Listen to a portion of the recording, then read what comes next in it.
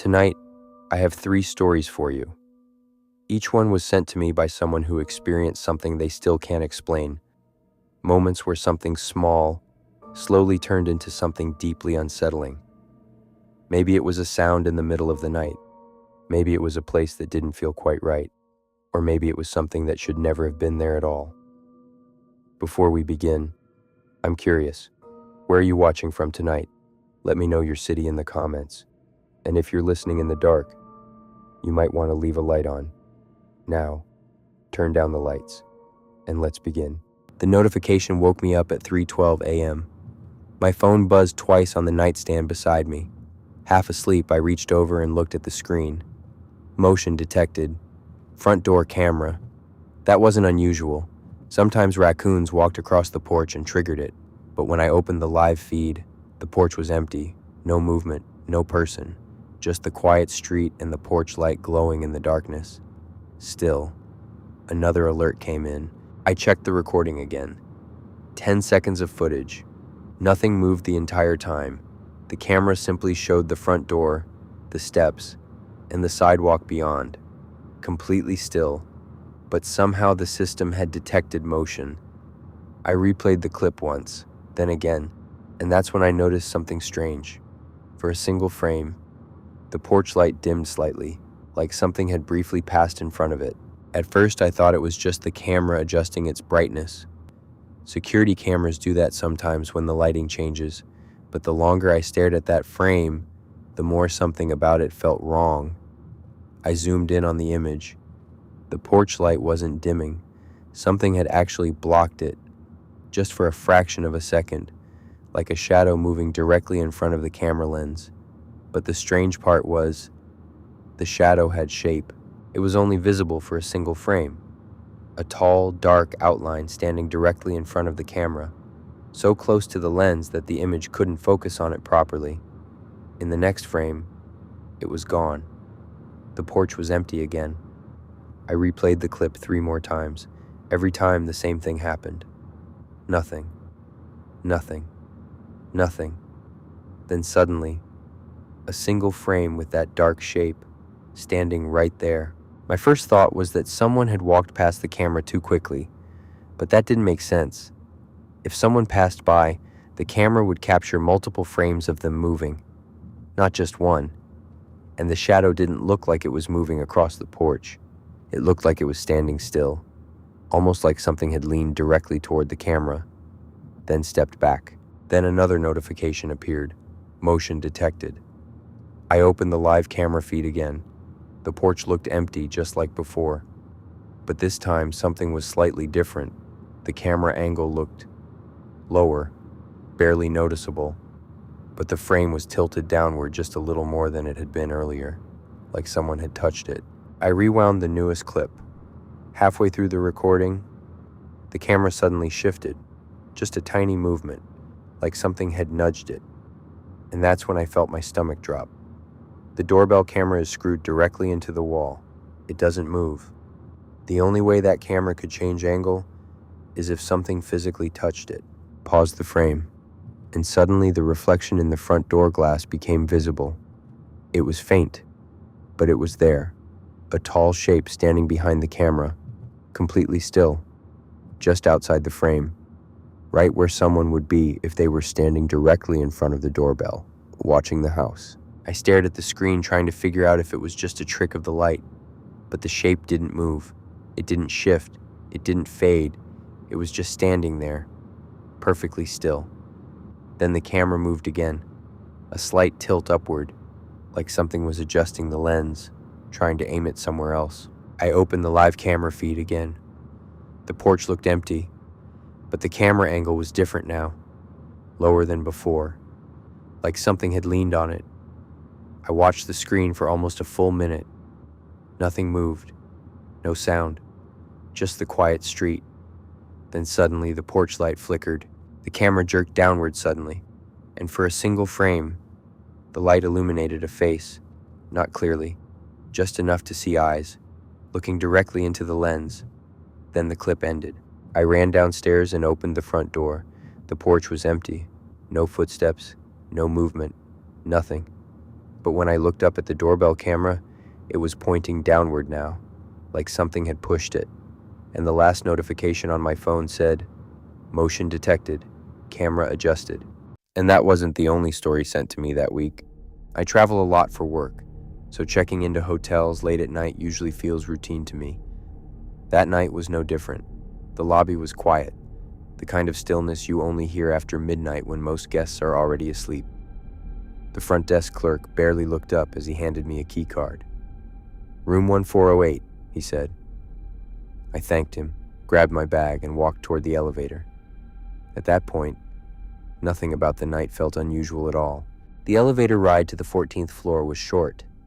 When the doors opened, I stepped into a long hallway lined with identical doors and soft carpet that muffled every footstep. The lights overhead were dimmed, casting long shadows across the walls. It wasn't creepy exactly, just unusually quiet. No televisions playing behind the doors, no voices, no movement. Just the low hum of ventilation somewhere in the building. And that's when I noticed something strange about the room numbers. The first door I passed said 1416. That seemed odd because my room was supposed to be 1408. I figured maybe I had stepped out of the elevator on the wrong side of the hallway, so I turned around and walked in the opposite direction. But the numbers kept increasing. 1418, then 1420, which meant something didn't make sense, because if the numbers were going up both directions, I should have already passed my room, but I hadn't seen 1408 anywhere. I stopped walking and looked back toward the elevator. Maybe I had just misread the numbers, but as I walked slowly down the corridor again, checking each door more carefully, something else caught my attention. Halfway down the hallway, there was a door that looked different from the others.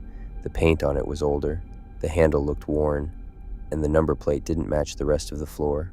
The numbers on that door were plastic instead of metal. They were slightly crooked, like someone had screwed them in by hand years ago. And the number read 1408. I stood there for a moment staring at it. The rest of the hallway looked modern and renovated, but this door looked like it had been there much longer. Still, the room number matched my key card, so I slid the card into the lock. The reader beeped. Green light. The lock clicked open. But the moment I pushed the door inward, something immediately felt wrong. The room was completely dark. No lamp, no bathroom light, nothing.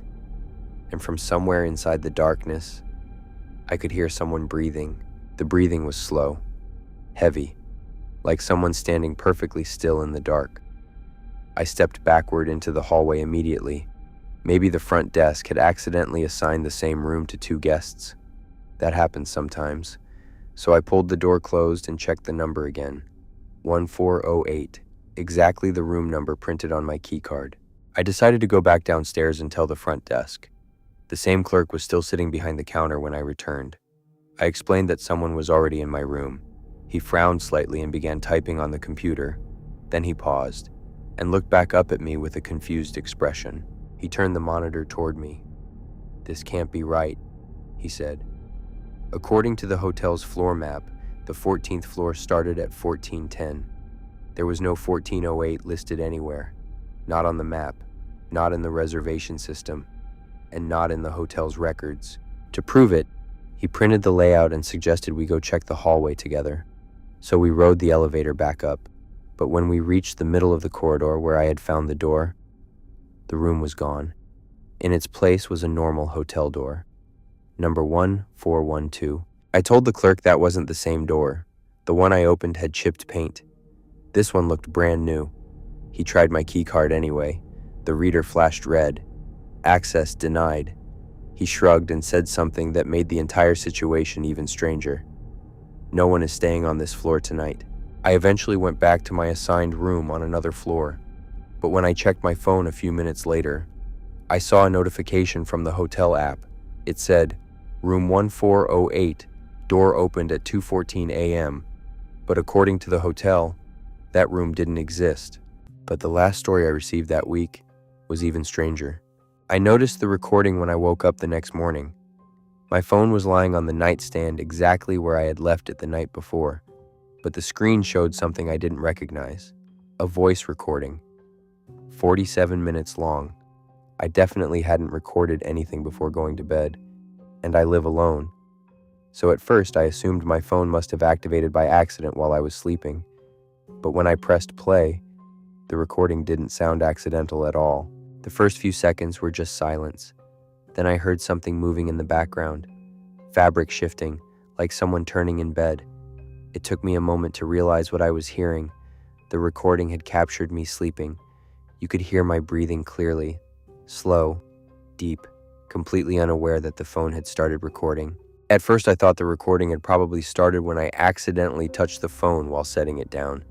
Maybe it had been recording the entire night. But when I checked the timestamp, that explanation stopped making sense. The recording started at 3:17 a.m., and I definitely hadn't been awake at that time. I kept listening. For several minutes, the recording was nothing but quiet breathing and the occasional sound of sheets shifting. Completely normal sounds you'd expect to hear in a bedroom at night. Then, about halfway through the recording, something changed. A new sound appeared, another breath. It wasn't mine. The breathing pattern was different, slower, lower, and it wasn't coming from the bed. It sounded like it was somewhere closer to the phone, like someone standing beside the nightstand. I paused the recording and replayed that section again. The sound was unmistakable. 2 separate breathing patterns, one from the bed, and another right next to the phone. My first instinct was to check the room around me, but of course it was morning now. The room was empty. I kept listening. The second breathing continued for almost a full minute. Then something else happened. A faint rustling sound, like someone leaning closer to the phone. The microphone picked up a slight scraping noise, as if something brushed against the nightstand. And then I heard something that made my stomach drop. A voice, very quiet, almost a whisper, right beside the phone. It said a single word, my name. I replayed that moment again. The whisper was clearer the second time. It definitely said my name, not loudly, just a soft whisper, like someone trying not to wake me. And then the breathing continued again, for another 10 minutes. Then suddenly the recording captured movement, the sound of footsteps, slow footsteps crossing the bedroom floor. The microphone picked up each step clearly, one after another, moving away from the bed, toward the door. The door opened. I could hear the hinge clearly in the recording. Then the footsteps disappeared into the hallway. The door closed again, and the room went silent. The recording continued for another 15 minutes.